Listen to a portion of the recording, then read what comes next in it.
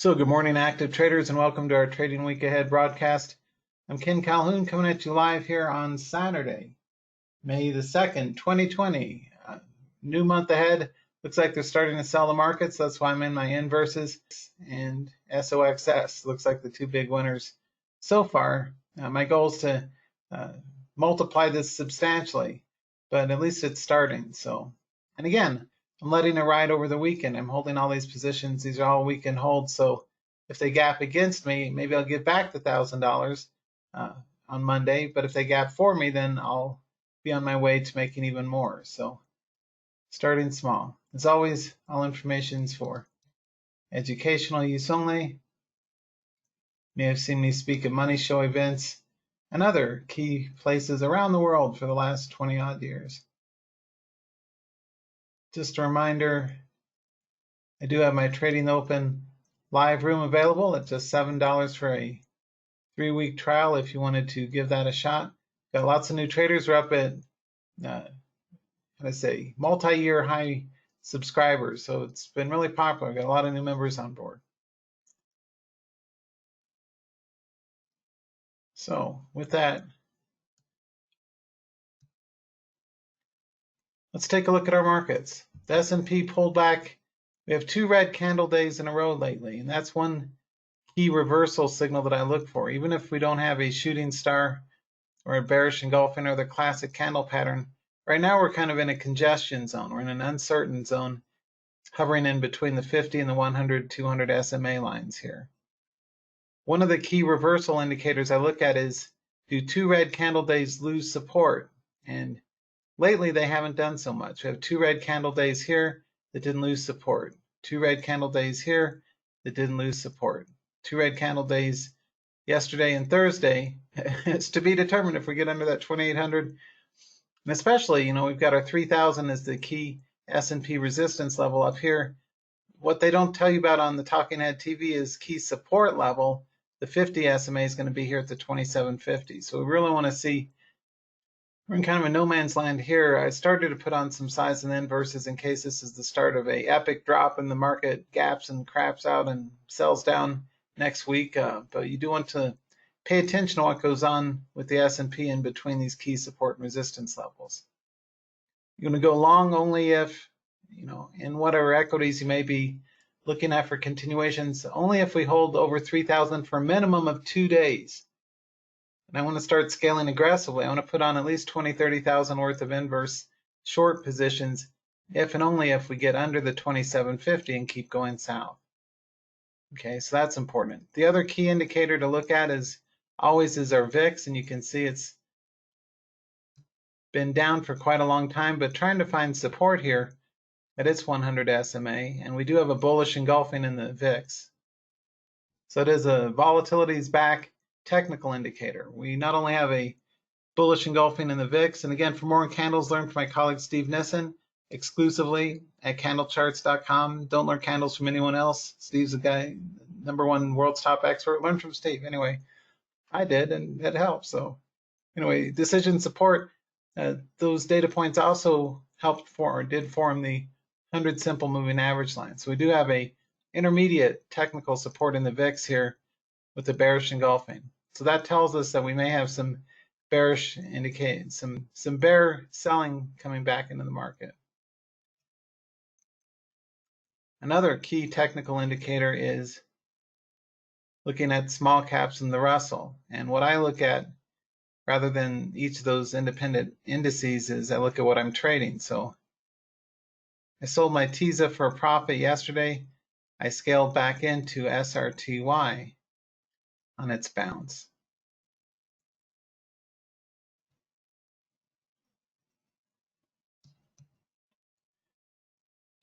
And this is a 369. How many days is this? 369, looks like 11 days, okay. Anyway, our small cap bear inverse ETF is on the rise here. It's been gapping up after a beat down from 25, got cut all the way to 15. And so I started buying it, and I was up yesterday and today. I will absolutely positively be scaling into it if it gaps up and continues up over the 20 come Monday. and that's the small cap inverse. And you have similar patterns across the board in those other inverse instruments. They've dipped down sharply for a week and a half or so with the big 45-degree angle breakdown. But we have two gaps in a row. And whenever you see two bullish gap days in a row, to me, that's often a good technical signal for a reversal. So for that reason, I want to start scaling back into my inverse instruments.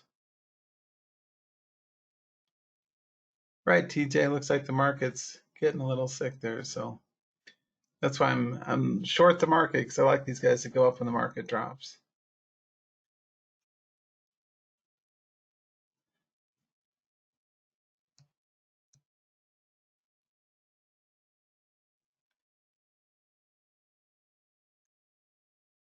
If you look at my favorite day and swing trading inverse instrument, TVIX, you can see it came from a base of 180. I was telling my traders in the live room that anything under 200 is cheap, and I was right, because that's what everybody agreed with, right? When it got under 200, it got bid up, and now it's up to 230-ish. It went up after market, then came back down yesterday, so it's about near scratch. And so, the goal is to capitalize on this if it's able to take off to new highs. But anyway, the main point was to take a look at the VIX.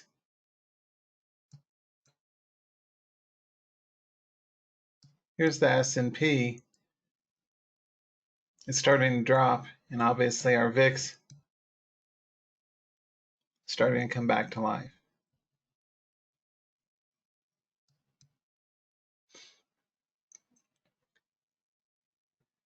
Now the VIX is especially, I say the VIX and the Russell and the S&P are the three key indicators to look at. The Russell being small caps usually lead the market on the way down. So weakness in the Russell, I don't use the Russell index visually. I just trade the instruments, the TZA and SRTY.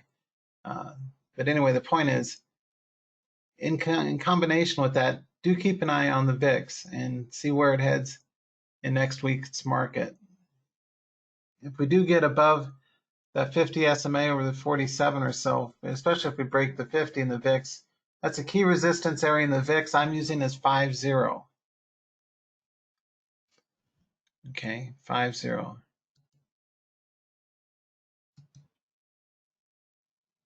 Because that's right above this double top near 48.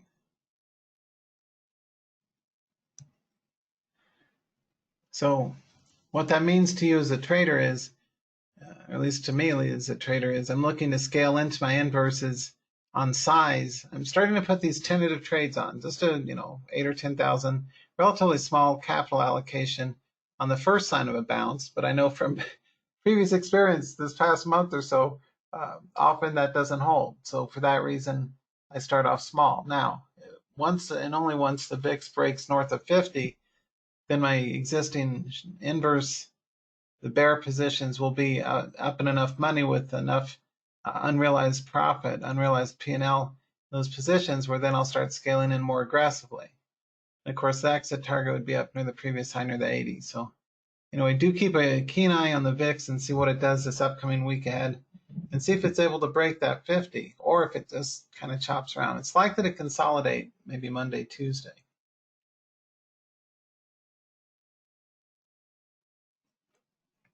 Typically what happens in a bearish reversal market is they sell Monday. So usually you get the Monday fade. And that's usually because there's bad news headlines over the weekend, and so that leads to a red Monday. So we'll see if that holds. And if it does, the VIX will start to pop.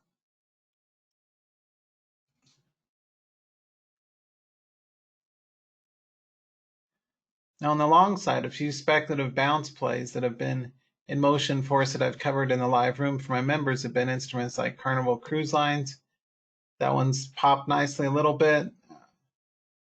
The cruise lines, the gaming stocks, all the casino stocks, and the airlines have all been bouncing a little bit lately.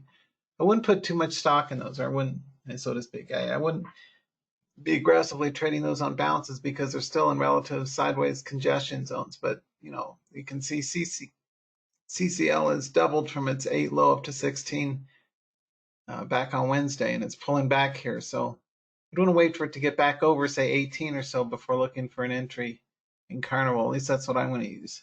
And not trading recommendations, just technical pattern training.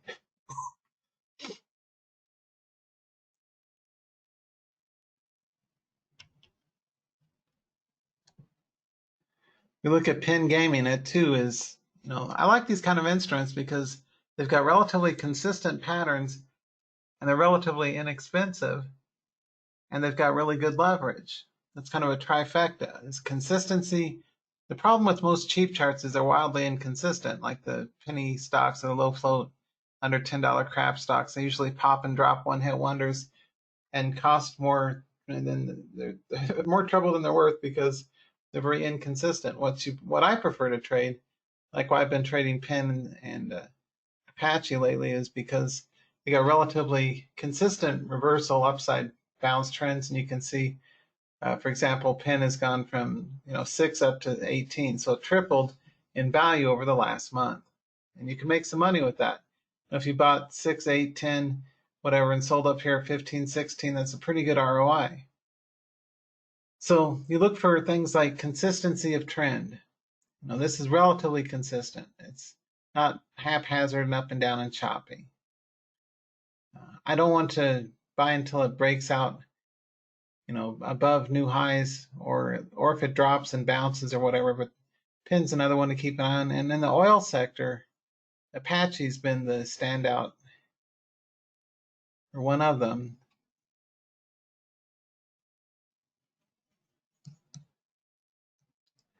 You can see it's a nice little wonderful bounce chart going from a low of around $5 a share, almost tripled up to 14. So pretty nice recovery. And again, you can see the consistency of this. You might also notice the MACD at the bottom, and you can see it's, as long as the lines remain uncrossed recently, it's still a hold it open type of a signal. If the red line crosses back down under the green line, that'll reverse back to the downside. So MACD is a useful trend support, decision support tool to work with. So let me know what you guys are trading.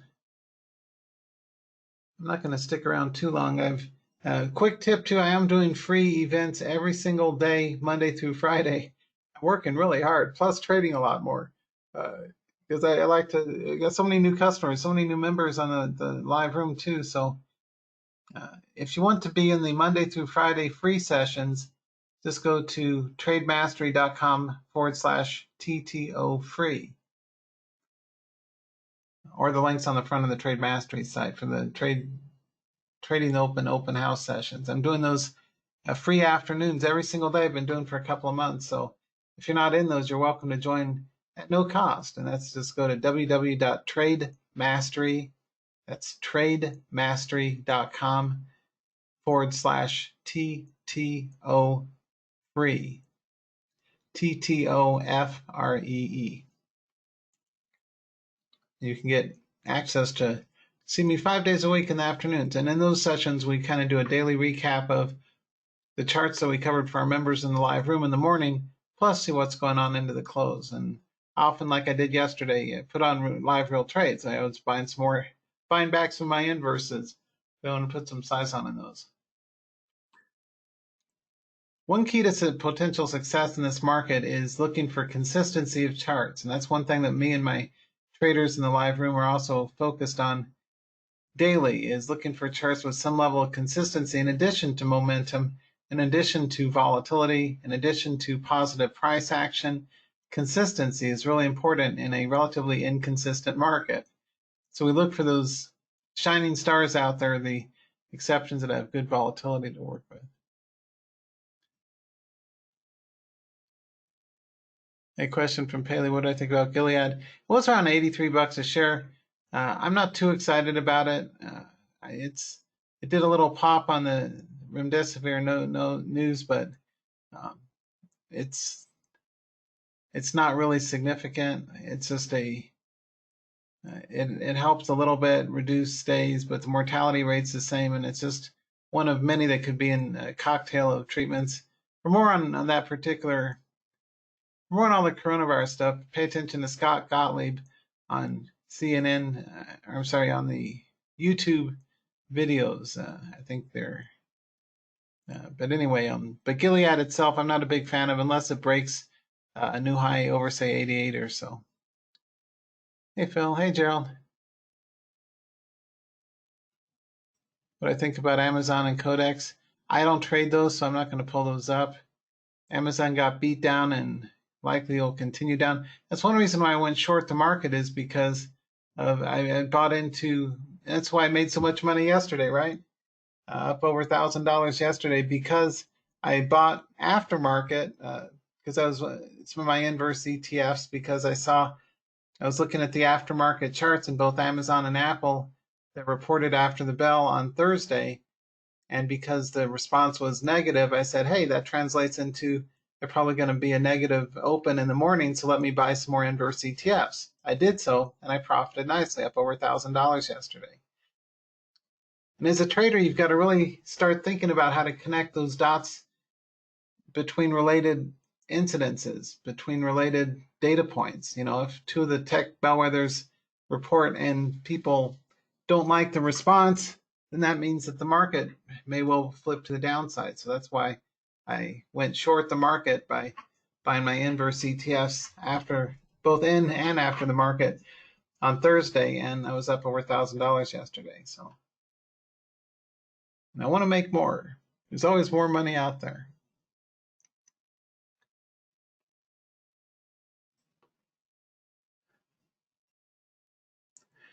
I see a question from Steve. Did I exit TVIX pre-market on Friday, or some of it? No, I let it ride. I think I sold 7 at 231, and then I rebought it later in the day. But I was in 10 shares TVIX profitably yesterday. Sorry, I don't have a 2-day chart handy. But anyway, I was in 10 shares, I let it ride. And then I scaled out of 7 of it right here, which is pretty smart, right? In case, because I know TVIX, you buy the dip, sell the rip. So I sold 7 of 10 here, and then I just rebought them back later in the session because it didn't go down too far. But this guy has lots of upside potential, so that's why I like it.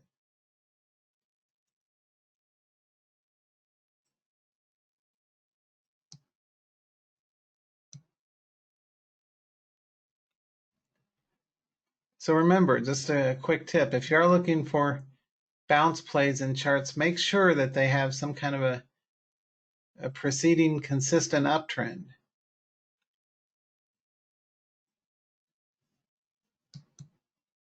Like this Apache chart, right? It's been going up consistently from the beginning of April. For a whole month, it's done nothing but go up from 5 to 13, 14.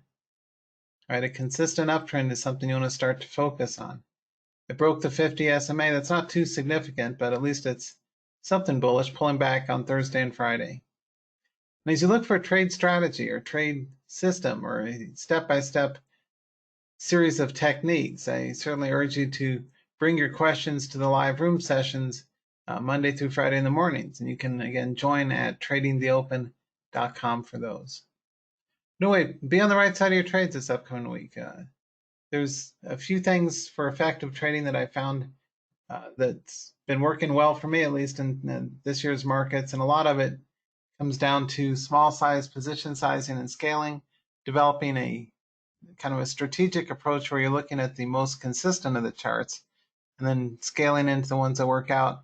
And equally, and actually more important, is scale back out if it goes against you. So let's wrap up with a quick technical activity. And that's you make the call. If you're long Apache and you've been buying in at, say, 4, 5, 6, 7 a share, what would really suck is if you were to sit on your hands and say, hey, I'm in the money, it'll keep going up. Famous last words. Where would you trail a stop if you're long Apache? Go ahead and type in your answer. I'm curious to see what you guys would say. I'm still long Apache in my other account, my small Fidelity account. But where would you trail a stop? It's the decisiveness of your exits that makes a big difference, right? Alexa, play the Pina Colada song. Escape, the Pina Colada Song by Rupert Holmes on Amazon Music.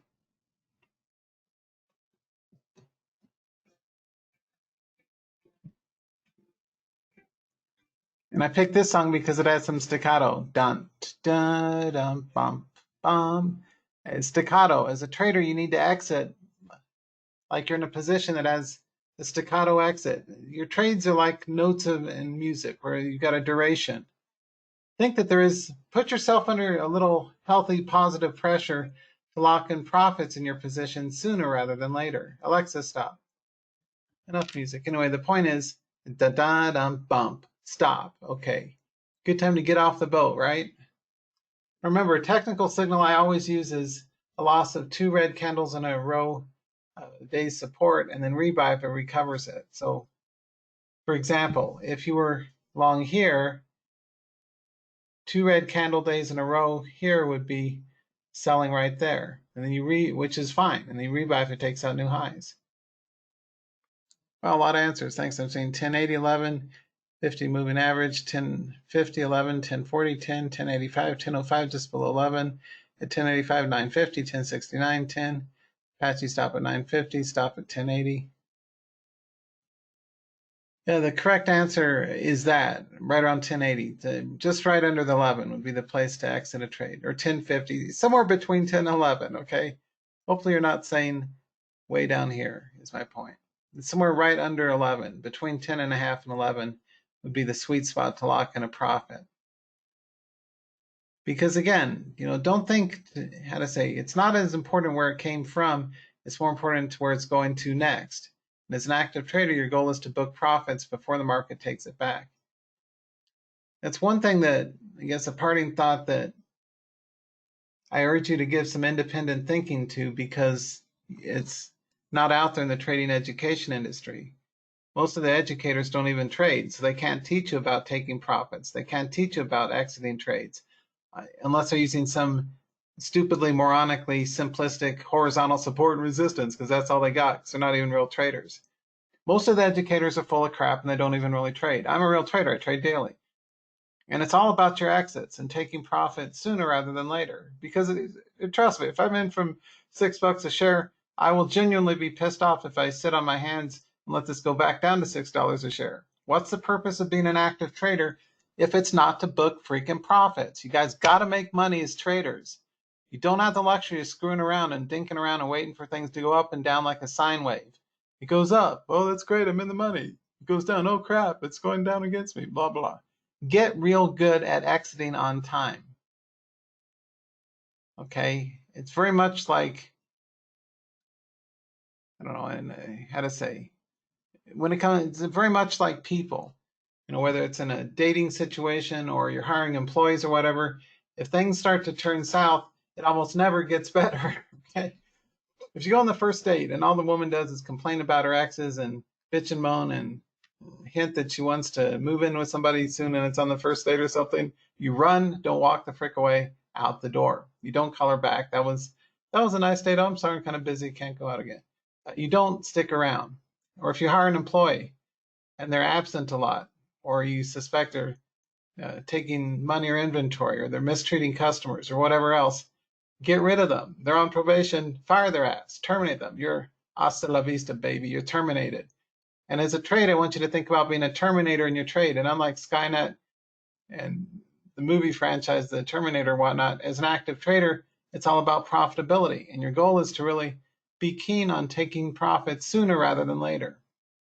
If you have that, we've all had it, right? You've got that little experience of you got that little warning flag, the thought in the back of your mind, well, gee, maybe I should get out. Should I or shouldn't I? Trust your instinct. Trust your gut feeling. If your gut feeling is telling you maybe you should get out, you should probably get out. Whether that's the lock-in profit or a winner, or something that's starting to turn against you, quicker exits. Or this is a trader's market, folks. This is not an investor's market. And in a up and down market, you've got to be quick to the exit. I'm not talking about being, day trading within seconds and hotkeying in and out. That's video game degenerate gambler stuff. You don't want to do that. But what you do want to do is have intelligent decision-making process designed to slowly, steadily book profits over and over again. The way that I found that it's working for me this year, at least, is make sure that you exit sooner rather than later. Good exits feel premature almost. It's almost like, really, I'm out already? And like 9 times out of 10, I realized to myself, yeah, that was the right place to sell. Because if I screwed up and stayed in longer, I would have lost money or given back more profit than I should have, right? So when you're in winning trades, it's important to do that. So it's funny. Like Lynn's saying, I'm very good at letting profits run right into losses because I held too long. Working on it. Yeah, that's important. So yeah. When in doubt, take the money and run. Or when in doubt, take the small stop. Don't It took me so many years to learn, and I still struggle with it, to be honest. It's still something I still have to nudge myself, is listen to myself, because I'm correct. Is make sure that you have earlier exits and make sure that you're focusing on a way that makes you more money more consistently. And when you're wrong, be wrong as cheaply and as inexpensively as possible. You can always live to fight again or trade again another day. For example, the fear of missing out on this chart may prevent you from selling a loss of the 11, but I would not do that because maybe next stop is 5 or 6, right? So when it's in the money here, you take the money, and you can always rebuy if it breaks out over 14 later. I would give that a less rather than more odds of working out. So anyway, play it safe. I got to run. I got swing scans coming up for my members. Last point, do remember to join my live room at tradingtheopen.com, and I'll see you guys next week. So stay safe, stay frosty, play the markets the right way, and use more of a dynamic position sizing and more frequent exit strategy. Anyway, I got to run.